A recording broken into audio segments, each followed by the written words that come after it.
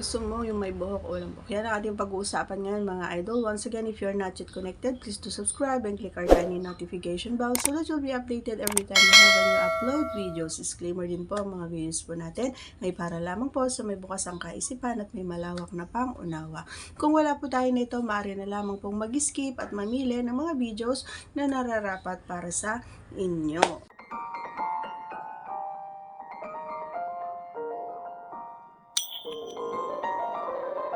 Right. So, yan ang ating pag-uusapan, no? Bakit ko nga ba natanong ito? Kasi marami pa rin ang may gusto ng meron. Bakit nga ba? So, for me kasi kaya ko gusto kong meron kasi minsan alam mo yun, sumasabit-sabit siya kapag pumasok, labas-pasok, ay sumasabit siya. Ibig sabihin, medyo may konting sumisikip siya, no?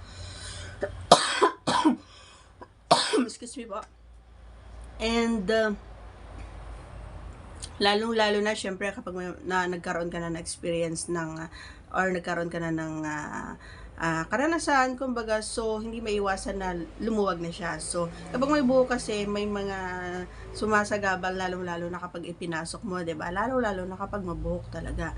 Pero mostly ngayon kasi nga hindi naman na tayo na tayo ng generation, 'di ba? So mostly mas gusto na nila kasi nga may mga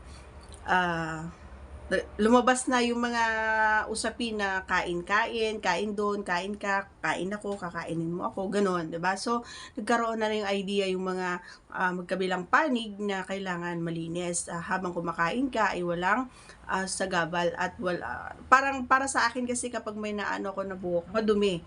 Oo, ganun 'yun. For me lang 'yun, ewan ko sa inyo mga idol. And mas malinis kasi siya habang naandun or kumakain ka or kumakain ako is mas malinis siya at saka nakakadagdag ng amoy kapag may kapag halimbawa pinagpawisan, hindi nagkita kayo, di ba, pinagpawisan tas may buhok, so may amoy din kasi yung kahit bagong goli ka. So ganun din sa mga kababaihan, karagdagan ng amoy. Pero based on sa mga magagaling at bihasang mga ay hindi dapat daw inaalis yung buhok na yun kasi nga ito ay support kumbaga para sa mga infections, mga ganon. Pero 'di ba? Yun yung sinasabi ng mga bihasa. Pero for me mas maganda pa rin, lalong-lalo na syempre para sa akin kasi nga mahilig naman tayo kasi doon. So okay lang naman siguro. So kailangan na lang natin na alagaan yung sarili natin. And para sa akin sa akin lang sa aming dalawa, mas magana, kumbaga mas magana kami kumain parehas kapag malinis. Yun. For me, ang gusto ko, walang malinis talaga. Malinis talaga. Okay, so that's all for today's video. Thanks for your question once again.